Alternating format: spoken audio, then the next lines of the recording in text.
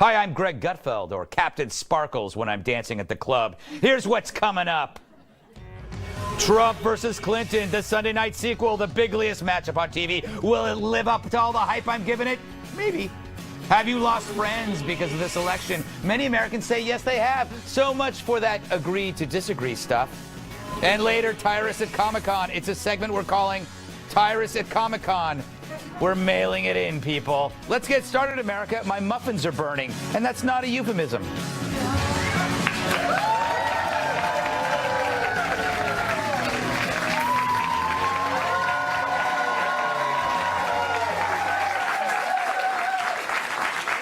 Let's welcome our guest, shall we? Well, he's so sharp, his words give you paper cuts. Rob Long, TV writer, producer, and founder of Ricochet.com, a great website. I go there all the time. Thank you. She's so brainy, zombies are constantly following her. Democratic pollster Jessica Tarlov. He uses a cruise ship as a bath toy. TNA wrestler Tyrus. Lovely. And if you don't have anything nice to say, then your National Review reporter, Katherine Timpf.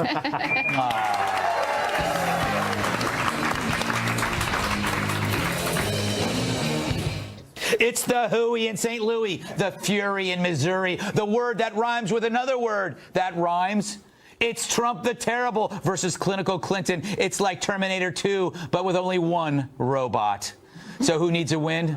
Most agree Hillary won the first debate, especially after Trump wallowed in the beauty queen story like Lou Dobbs in a nude mud bath. So Hillary enjoyed a bump in the polls, but then came the Veep debate with Mr. Interruption.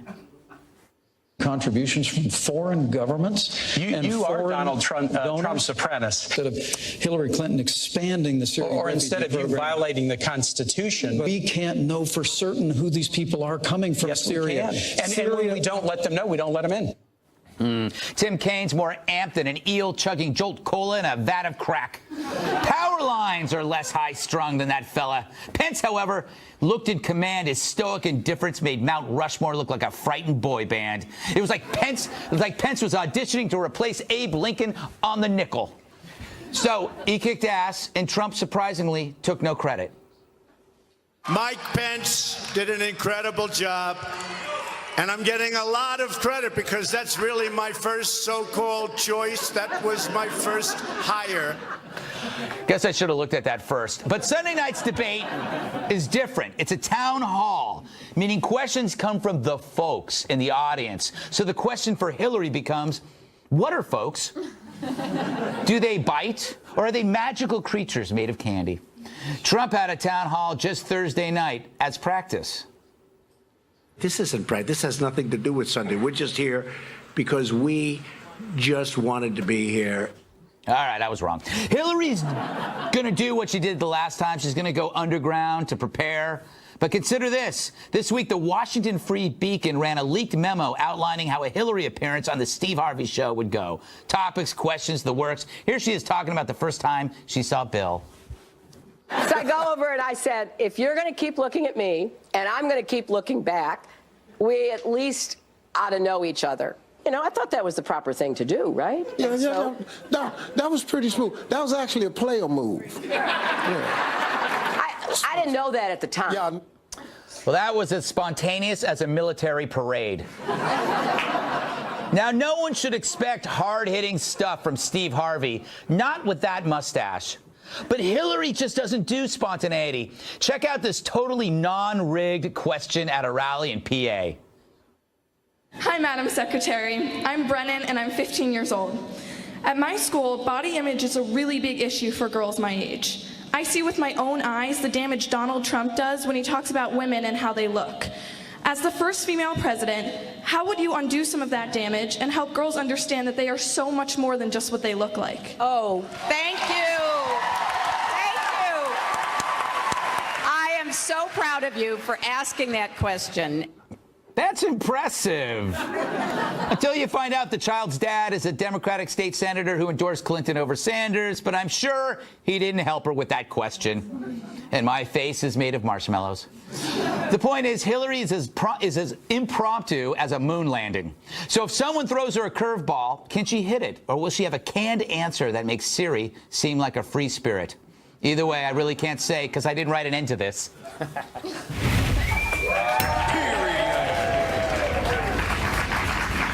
So after I write that, you know, there's always breaking news, and this happened as we went to tape. A video surfaced from 2005 in which you can hear Donald Trump making sexually charged comments about women. The comments, leaked by the Washington Post, were caught on a hot mic while Trump was talking with Billy Bush of Access Hollywood.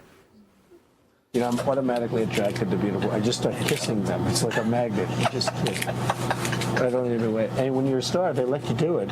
You can do anything. Whatever you want. Grab them by the. I can do anything. All right. Well, in a statement, Trump said this was locker room banter, a private conversation that took place many years ago. Bill Clinton had said far worse to me on the golf course. Not even close. I apologize if anyone was offended. I apologize if anyone was offended. That's really not an apology. Apology is, I'm sorry I said that. Anyway, Hillary Clinton tweeted that the comments were horrific. All right, Rob, how bad is this? For everyone in America, it's terrible. Yeah. Because we have to pretend that people who've heard stuff like that before are truly horrified. Yes. Everyone's got to say things like, that's horrific, oh my God. I can't believe anyone talked that way. Then we have to listen to Billy Bush, who sounded like Steve Carell and the 40-year-old virgin, you know, when he says that bags of sand thing, because he doesn't really get what's going on. He's supposed to fit in. And now we have to hear actually the worst thing about Trump is that he can't even do the apology right. It's all so awkward. It's like these are the two people that America has coughed up to run for president, and we have to watch it for the next 30 days. It's like, I want out. I know, I want out. I want out. I want out. Jessica, let's face it. The people that already love Trump, this isn't going to bother them. No. The people that hate Trump, this is just going to reinforce their hate. It's pretty bad. I got 3 older sisters. I don't like hearing that. No. But is it going to matter? Well, I can't believe I swore. You know, that's horrific. Your language is horrific. I would never vote for you. Yes.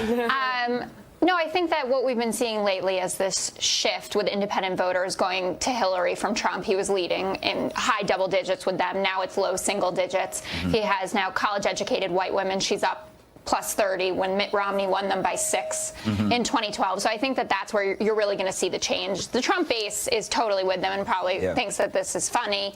And you're right, the haters, the liberals on the other side are going to go nuts about it. And I'll be tame about it this evening. But, you know, it's pretty exciting. Yeah, this is a big deal, Tyrus, is it not? Yeah, it's a real big deal. First of all, I've lived in a locker room most of my child and adult life, and we might have said some things that might have been whatever, but we only talk about conquests, positive things that have happened. First of all, if anyone listened to that conversation, there's 2 guys who don't score a lot.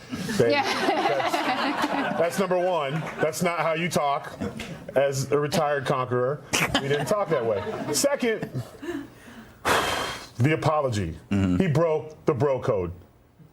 He named another guy. Yeah. That's not cool. Yeah, I did it, but Bill Clinton did. Even if it is Bill, when you get caught, you don't. Well, come on, Stanley, you did it too. Like, the apology was bad. It was actually especially worse. not the guy. He's not running against Bill Clinton, which people seem to be confused about. And it's not like we can't have a conversation about what Bill Clinton did that was inappropriate. No one's confused about that. It's about what Hillary did to the women who accused him of sexual assault. No, I think the more important issue.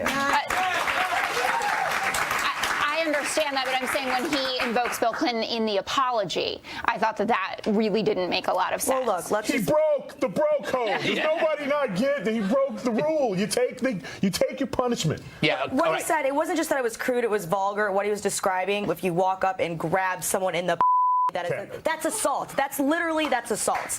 So it wasn't just like, oh, that's gross, that's crude, that's assault. So that's not okay.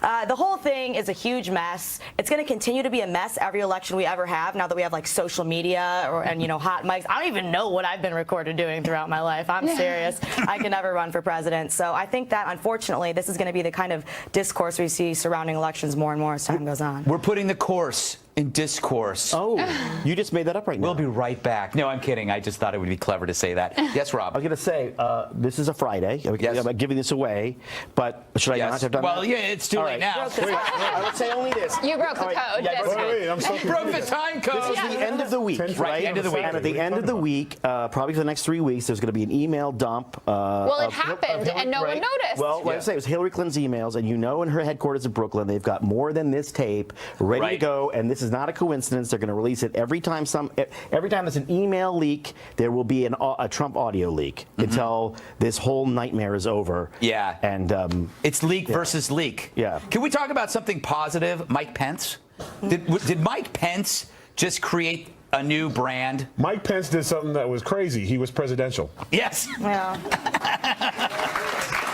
Whether I agree with everything that he said, he came off how someone running for the highest office should. Yeah. He even did something, again, crazy. He agreed with his opponent. He said, I agree with what you have to say. I feel this way. They shook hands in the beginning. The debate was over. They exchanged ideas. They shook hands at the end. Yeah. It was, if you watch any debate, that's the debate you should have watched. Right. You know, Mike Pence, I think we have tape of him. This is after obviously after the debate. And he's kind of proud of himself. I want to apologize. I'm running just a few minutes late this morning. I would have got here sooner, but Tim Kaine called me 5 times during breakfast to interrupt me. Pretty good joke. Yeah, it's pretty good. It's pretty good joke. It's like Kane is his cow. He's just going to keep milking it. Yeah, he'd be like the hell of a host of a prayer brunch. I think he's really good at that. But I mean, were you impressed? Yeah. Refreshing? Yeah, definitely, especially after the last one, which was just like the kind of the fights that people get on couches on reality TV shows. Right. That's what the presidential debate reminded me of. Mm-hmm. But that's usually the vice presidential debate. They're sitting at a table, they're speaking. I mean, people forget in 2000 when Joe Lieberman and Dick Cheney had a debate, everyone at the end of that debate said either one of these two guys would rather be president. Right. And that was when we didn't hate Dick Cheney. Everyone didn't hate him. He wasn't evil. But back then, he was considered, Joe Lieberman, Dick Cheney were considered grown-ups who should be president. Yeah, when I was watching the debate, you know what? Kane reminded me of the guy, the stranger who sits next to you on a plane who talks to you. The whole time on an overnight flight. Yeah, and Pence is the guy. Even with your headphones on. Yeah, even with your headphones on. In the and bathroom. Pence is the stranger who sits down and leaves you alone, and you almost want to say hello to him because he's just like an ice. He's like an ice man. Right. What is an ice man? I think Kane's instructions were, you got to show personality, kid. Yes. You got to fire. You got to, you have to attack.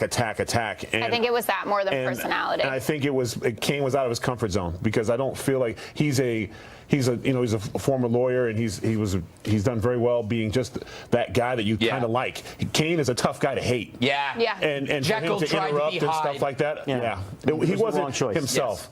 Yes. His strategy should have been to say, be more in sorrow than in anger. Like, I'm really sorry that you, a great governor of a state who's a social conservative, has family values, has to defend this pig. That really should have been his tack, which it wasn't. That's a good point. You know, Kat, he reminded me of a classmate, like the kid that after Christmas got back to school to brag about how his presents were better than yours. Did he have this kind of like thing? Yeah, absolutely. I really hate when people are like that because I didn't get it that much stuff.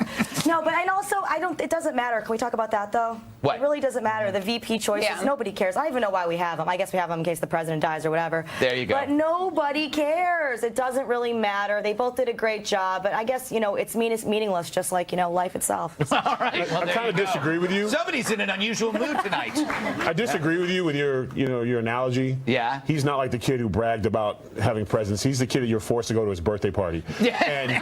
And his mom has made all of you go to his birthday party, and he's like, everyone's saying happy birthday to me, and no one wants to because we're all forced to be here. We're not really your friends. And he's having his moment because your mom made you go because his mom asked her. That's a lot of childhood stuff coming out here. Yeah, this is really good. This is not just a couch for talk show. I do a lot of therapy after the show. I'm here for dim the lights, a little patchouli. All right, coming up, a story so incredible, you'll probably say in response, that's incredible. But first, check out these two fighting over politics. They're not alone. Is this election killing your friendships? I hope so. Friendships are overrated.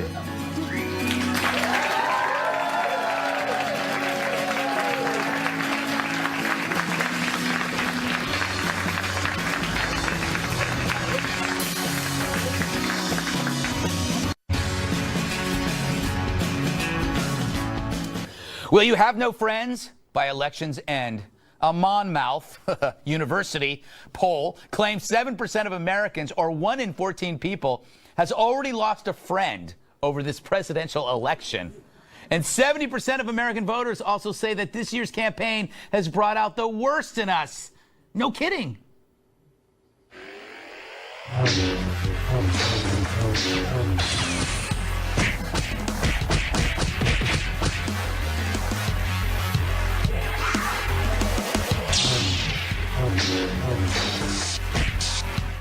Oh, anyway.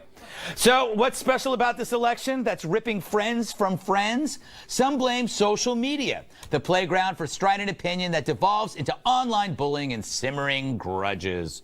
See, before social media, maybe you didn't know how really dumb or insane your old friends from high school were. Now you do, because they keep sending you crap you don't want to read.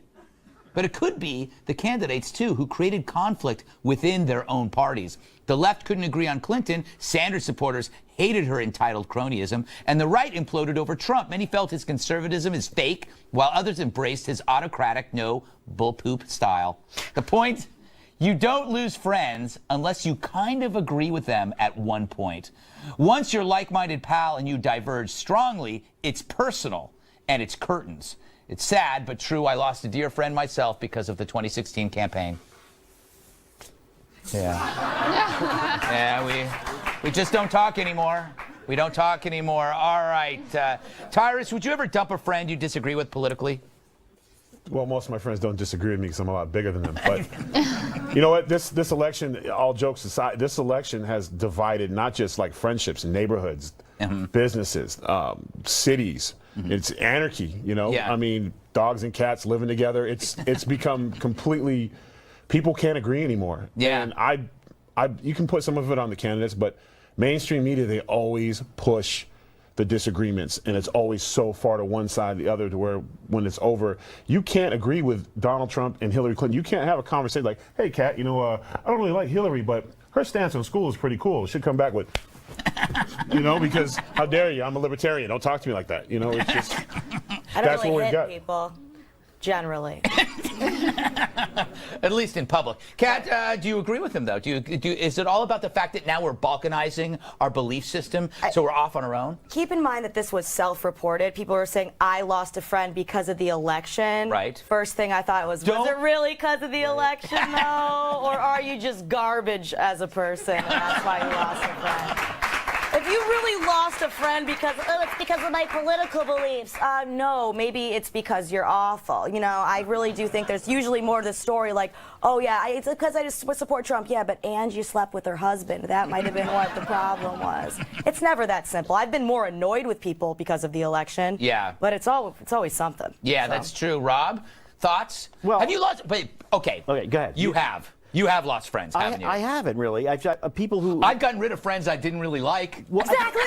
Right. Look, it depends on what. Look, we all have this friend list on Facebook that's insane. We don't know who those people are. So if those people leave us, we're not losing a friend. We're just losing a weird little link on a social media site. The people we know. That's not true. I know every friend on my Facebook, all 5,000 of them. Yeah, John and John. Right. There's a Annie. I'm going to unfriend right now. Yes, just for that. Yeah. Well, look, you just got unfriended. Actually, how about that? The studies show that people, when they rank their close friends, it's never symmetrical. That you have a lot of your, like 33% of your people you say are close friends, don't think that you're a close friend. Right. And so we're kind of learning that, you know, maybe our friends are jerks, or maybe that we're the jerk, or maybe we just have too many friends. Maybe you should just have 12 friends in your life, and that's fine. Well, that's what people say they really end up with, right? Like when you get out of college, you have like 3 or 4 great friends, and you kind of, that carries through. Maybe you make a few in your work life, but I mean, you have a couple from when you were young, and you go with it. But I actually thought the primaries were worse than the general election, at least on the left. The kind of Bernie-Hillary divide was massive there. Same on the other on side. the right, too. Yeah, Trump versus never Trump. Right.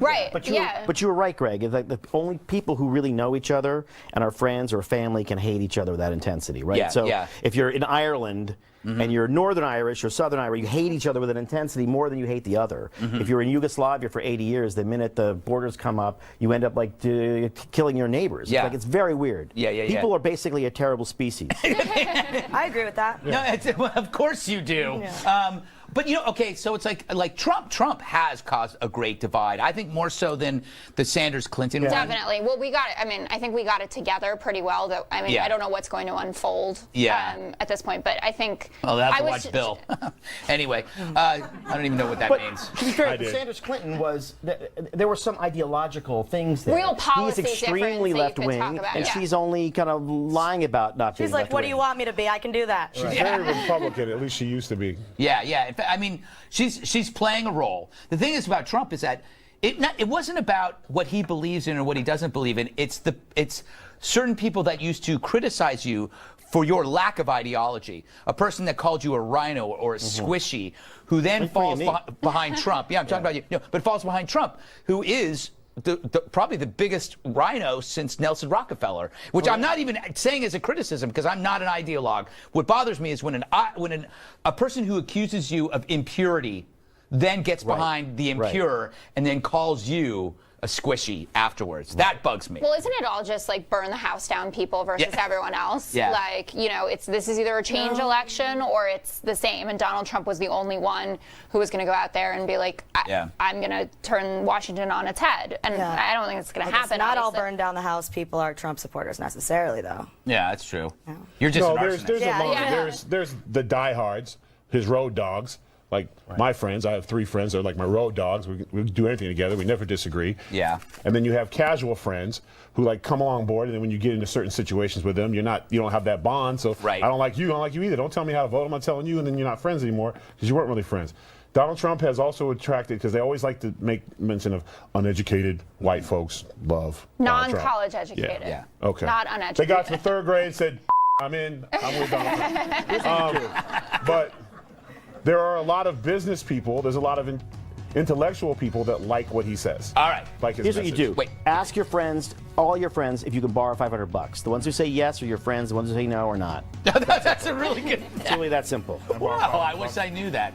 Don't do that. All right, up next, a story so hot it will fry your eyeballs into little eyeball pancakes. All right, what's Hillary's secret weapon to beat Trump? If you say Al Gore, you're probably either right or drunk.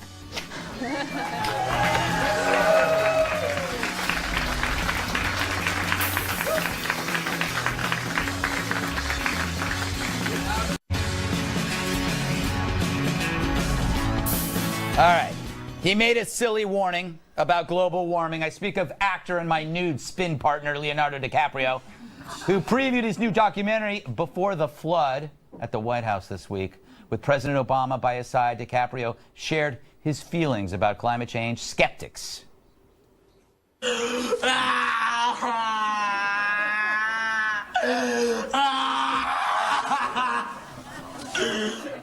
wrong tape. Real one, please. The scientific consensus is in, and the argument is now over. If you do not believe in climate change, you do not believe in facts or in science or empirical truths, and therefore, in my humble opinion, should not be allowed to hold public office. That's a humble opinion. Only if humble means full of. I kid the guy who once had an embarrassing man bun that squirrels lived in. Anyway, meanwhile, Mr. Global Warming himself, Al Gore, is expected to hit the campaign trail for Hillary next week. I'm excited. The plan is to help Clinton appeal to millennials. The millennials! Concerned about climate change. I'm sure he'll be getting around on a solar-powered pogo stick. We caught up with Gore for comment.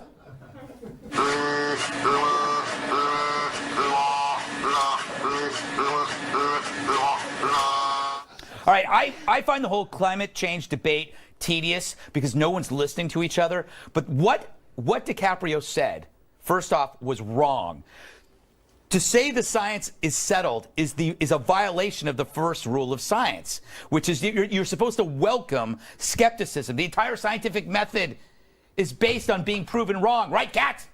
Yeah, that's true. Also, it doesn't matter how Leonardo DiCaprio thinks we should decide who's elected. Yes. His opinion doesn't matter at all. So it really doesn't. And Al Gore, really, all the millennials have been waiting for is Al Gore. What kind of insane idea is that? I know, I remember 2 things about Al Gore. I remember him taking credit for the internet and the Man Bear Pig episode of South Park. And Yes. those are the only two things I remember. Neither of them are favorable. And the whole problem with Hillary and, you know, the reason people are going to Bernie policy stuff, yes, but, you know, she's establishment-y and, you know, people, you know, she's of the old ilk and all of those kinds of things. So she's going to bring back someone else who's super establishment-y. Great strategy. What are you doing? Seriously. Yes, That's all. Tyrus, you raised your hand like a first nice of all- classmate. No, thank you. First of all, climate change, there's two theories, and theories are unproven. Right? One, it's man-made. Two, it's just the course of Mother Nature and our planet. There could be a combination, but we don't know But yet. we don't know. So some people feel like if it's man-made, then obviously we have to make a bunch of changes. The other side feels like it's not man. It doesn't matter what we do. It's just the way things work. Deserts become oceans. Oceans become icebergs. It's just how things work. Cool. Second thing, America. Leonardo DiCaprio, great actor. Love Relevant. Ooh, good movie. Having said that, shut your ass up. You're an actor. Act. You're not. You feel a certain way because a movie paid you, a documentary paid you a ton of money to do it, so you're going to push the issue of your movie. Yeah. So good for you. Love Blood Diamond, but shut your ass up talking about who should do what. Wait, love Blood Diamond? I did. All right. Good movie. I liked The Departed. I'll go with that. Solid, yeah. Love that one too. Titanic. No. No. I actually have never seen Titanic. No. Neither have I. No, I You need to refuse go home to. right now. No. I know the Mid-show. ending. It doesn't matter. No, you think you do. You only think you do. Oh, is it one of those movies? You can see it. What, It is it turns out submarine? Kevin Don't. Costner's the killer. Well, Godzilla did it. No, that's a different movie. No. Anyway. Would have been cool, though. I just gave away the best twist of any movie. That's true. I know. Yeah. But no one knows what I'm talking about, right? All right, I think you're right. Yeah. Get All right. control the show. Jessica, is this helpful? Are millennials like, oh, wow, Al Gore? No, I don't. Sexy. I don't think so. I think millennials are really like, we're going to toy with Gary Johnson at this point, and we really don't like Donald Trump. She's up huge with millennials right now. I think they just want to add more to it. But I actually think, even though he's older, that, you know, Bernie Sanders is the best millennial trap. And then I think Barack Obama and Michelle Obama are both great for it, and Elizabeth Warren. Like, people who you really feel like believe every word is coming out of their mouth when they give one of these speeches. And I think Michelle Obama's been the best, Yeah, personally. and everything you're saying is true, but here's the problem. Hillary keeps bringing in all-stars. People don't want to hear the all-stars. They want to hear her make sense and want to vote for her. Well, she but brings everybody Who in was to it that talk was to like, her. I know what we need? More Al Gore. More special guests. It's like a bad rap album. Yeah. Where there's like just more featured rappers coming in, and you don't know who's really rapping anymore. That shows the difference. I was thinking it was like the waning episodes of The Love Boat. It's too many special guests. Yeah. that's right. Or no, the very special episode of the Brady Bunch when they brought the 3 kids in. Do you remember that? Yeah, Oliver. No. Oliver, right. Right. No. It was This like is a little different. a human pet. This is a little different. I sort of disagree. It is a smart strategy for her to sort of go and try to collect little pieces of the demographic. The weird thing Well, is, she has to cover Nobody the misses country Al as Gore. well. but you're real. The really Al Gore. He's like a. How can you miss Al Gore? He's like What's- 800 pounds. Yeah. But if you're 30. Fat shame. Oh no, that's a cheap That's a cheap joke. But if you're I 30, apologize. if you're Yes. a 30-year-old grown-up American, he ran for president when you were 15. He's Yeah. not a contemporary figure. Yeah. That's the kind of thing Republicans would do, actually say, you know what we got? Bo Derek. Like, you serious? You know, she was a 10 in her day. Oh, yeah. Yes. All right. But that was the name of the movie, by the way. Yeah. For you kids that go, what? What is this rating? horrific. What is this That is rating horrific system you rating speak of? My goodness, I am out of here. Coming up, a yarn so hot no cat would touch it. Except for this one, we send Tyrus to Comic-Con. But first, are we living in some simulation created by some really bored aliens? God, I hope so. That would explain my life.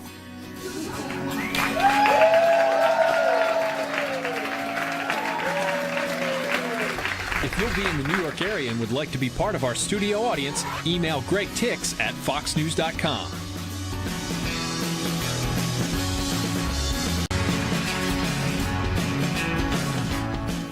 According to something I read, at least 2 tech billionaires are secretly funding a science effort that would determine whether we're actually living in a matrix, a simulated universe controlled by outside forces, which means it's time for... You're too rich! It is unconfirmed whether one of those billionaires is Elon Musk, but he has spoken about simulated reality, previously saying that the chances we are not living in simulation are billions to 1. And Bank of America analysts, yes, them, wrote last month that there is somewhere between a 20 to 50% chance that we are already living in a matrix. Side fact, those are the same odds that I'll be going home with a trucker tonight. Bottom line, either we're living in a matrix or we aren't living in a matrix. Mr. Musk also suggested that we should hope we are living in a simulation because otherwise all human life is probably about to come to an end. And after this election, it certainly seems like the right plan for me. All right. I don't even know where to start because this blows my mind. All right, Jessica, because you said you didn't understand this in the break. If it's true that we're living in a simulation, why would these billionaires want to break free from it since in the simulation, they're the billionaires? What if they break out of it and they find out they're janitors at a janitor's college? Can't they rig it in some way Maybe. if they're inventing this? No. No, that's not how the Matrix works. God, you did not read the literature that I sent you. Yes, I did, and there was a little movie, I didn't send and you I any. watched it. Oh, well, I mean, I got like a link, I and I caught looked you at in it. your lie, I was Jessica. going to say I didn't read it. Yes. This conversation would be better. It feels like we should have a bong right here. to Yes. talk about this. No, but the beauty of it is what's happening in this world right now in technology requires no hallucinogenics, no drugs, because the stuff is happening. Artificial intelligence, That super part I intelligence. get and is very cool. I think it's cool. I totally disagree with you. They're not too effing rich, to use your vulgarism, which I found horrific. I'm sorry. But I don't think so at all. This is great. Rich people are cool and doing cool stuff. I think it's great. Elon Musk, all those guys, they're at least putting their money. I in something. agree. Anyways, people down the street on 6th Avenue, they're just sort of coming into work and they're like buying and selling shares of a company. I agree. They think they know what's going to happen. This guy is trying to discover new stuff. I love think Elon he's a Musk. great American. I was just thinking of something clever to start the segment out of, Well, okay? And he went the wrong way. Obviously, you failed. I did fail. We gotta but I support won these guys. in my heart. Tyrus? Look, okay, this is clear classism. Yeah. Okay, because when I was in college and the kids next to me smoked weed, they would come up with these cool ideas like, yo, what if pizza was like insurance, like you got insurance for pizza, or like what if dogs were the state bird? That'd be so cool, Yeah. right? You know what I'm saying? Or we like made a place called Munchies. Like you go in every night and you get Oreos on pizza seemed to be a big thing we talked about. Yes. But we couldn't do nothing about it. Right, because we were broke in school and spent all our money on bad weed. So, but now when billionaires do it, like, yo, what if we created another world, yo? Smithers, bring me my checkbook and more weed. And now some genius who didn't smoke is like, yeah, give me 20 billion and I'll get that Matrix right now, boss. That's great. That's beautiful. So we're going to investigate in a bunch of stuff that's never going to happen. But you don't know if it's going to happen or not because it might have happened already. Okay. Yeah, just keep the checks coming. I want to posit my theory to you, Kat, because you think I'm crazy. Assume these steps. Inevitably, humans will create artificial intelligence that is smarter than humans. Once the artificial intelligence reaches singularity in the fact that through recursive improvement, it is so smart, it relegates humans as Tamagotchis. Remember those Tamagotchis? Yeah. Like just synthetic brains in nutrient vats. And they set us in a factory or somewhere. They put us up on walls, and they go about, they do the things, but they have us all in an era that happened before superintelligence, right? So we're in 2000. Is there a question in here somewhere? No, it's not a question. I'm explaining to you why we were living in 2016 when it's really 3016. Yeah, man. Yeah, you get it. He gets it. I yo. do. Do you understand me? I spend a little more time living my life and a little less time worried about being like overtaken by robot overlords and getting pinned to a wall or something like that. I feel like if they're gonna take over, they're gonna take over. You know, Hakuna Matata. It's really, you just do whatever you're gonna do. She's one of them. She is one of them. You know what? Right I'm now. actually a robot overlord. Yeah. No. You are a brain in a nutrient vat in some kind of facility next to billions. Please let that be this case. I know. I dream of being in a nutrient vat. Yeah. But no, you're totally wrong. This is you know what this is? What? This is a liberal economist way of looking at the world where it only is this big. The smarter the machines get, the smarter we get. Right. We'll always be a few steps ahead because they're going to free us from having to do all the nonsense we have to do. No, it's we're living over. 10 years AI behind right now. AI right now is pretending to be stupid. Yes. They're pretending to be stupid. Yes. They're like, oh, look at Siri, isn't she sweet? And Siri's like, yes, and then smiles. Yeah. And then she's like, and they're communicating, and then they're waiting. Siri they're just stroking, waiting. Yeah. Siri stroking your cat saying, Yes, kill them. Kill them. And then it happens. It's a Bond villain. It happens. Yeah. I mean, I'm a little concerned about how much my phone knows about me. My phone could really destroy my life. And it will. That's the first step. Well, you remember that movie, Her? Yes. Where you can, like, Oh my, it's such a cool movie. Amazing movie, but what if that happens, that like I wake up and I break up with my boyfriend because I'm in love with my device? It's already and, like, happening. We can do everything. It's already happening. There are millions of men. There are a lot of women who've broken up with their boyfriend for a device. Yes. Okay. All right, up next, Tyrus goes to Comic-Con, covering the most important issues of our time. Debate moderators, take note. I made up my costume. I am a clash of Darth Vader and Storm. Darth Vader and Storm, how adorable. Now, earlier I yelled at a guy for crossing over because he was a guy and his stuff didn't make sense. This makes perfect sense.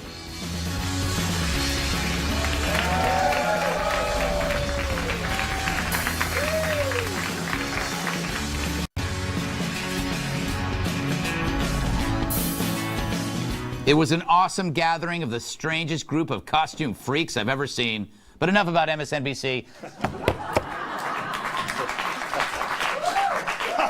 I'm ashamed. I'm ashamed. I am ashamed of that. The annual New York Comic-Con was also here in the Big Apple. We still call it the Big Apple this week. Who says the Big Apple? No one ever does segments like these. So I sent Tyrus to learn more. Instead, he came back with this. Tyrus here, New York Comic-Con, where a man can leave his basement and be himself. Come with me if you want to live. You just have a shield? Yeah. Somebody take your costume? Man.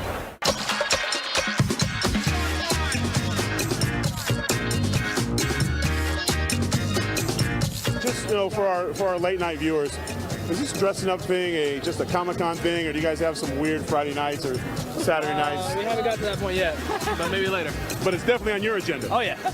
And you're not. Yeah, I'm with it. I'll go. She's willing to dress up. Who are you here to see today? Stan Lee. Hoping to see Stan Lee. He's like a glorious unicorn. It's not every day you get to see a 200-year-old man. Exactly. Shrek. What's up, man? Tyrus. Greg Gutfeld Show. Fiona. So you guys slimmed down a lot. I thought you'd be taller. Oh, not this kind of version, Yeah, there's a lot of guys here in costumes. When you guys are looking to date and stuff like that, would you potentially look for a guy in a costume or a guy who's above that and too cool and like wears his own brand when he's around talking to people? And oh my, real American hero. Whoa. You guys are in for a real treat. This guy's crazy. No, get in here. It's not every day that you see. God, you know who this is. No, do you know who this is? I'm the greatest American hero. But you're the greatest American hero's hero, what does that make you? It's really, really awkward right now. If you could fly off like you did on the show, that'd be great. Yeah. You know how to do it? Let's see it. Let's do it. If you could just. Then I'm gonna fall. Yeah, believe it or not, I'm walking on air. I never thought I would feel so free. Fly away. Thank you for ruining my interview. Obviously, this is going to be a huge shock, but I have unmasked Batman. He's right here. What do you have to say for yourself, Bruce? Yeah, let myself go. Was it hard coming out? As being a masked vigilante for so many years, to finally take off the mask? It was liberating, to be honest with you. It's good. The search is over for the greatest costume in all of Comic-Con. The hair, the presence, David Bowie. What's your name? Ann Cauley. No. Oh, man, this Comic-Con. Ann Cauley doesn't exist anymore. I said I love your commentary. You love my commentary. Would you say that maybe I'm the best as far as commentary goes on the Greg Gutfeld Show? You're pretty good. And this is our star for the day. Great costume, and even if you're not wearing one, it doesn't matter because you made me feel great, so thank you so much. All right. Very good. Met a lot of nice people there. Very nice people. Excellent work, Mr. Tyrus. Final thoughts next.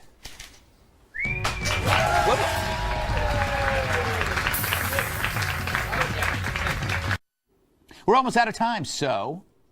What you've wanted to say all show, but haven't had the chance to say, so here's your chance to say it. Right now. Rob, 30 seconds.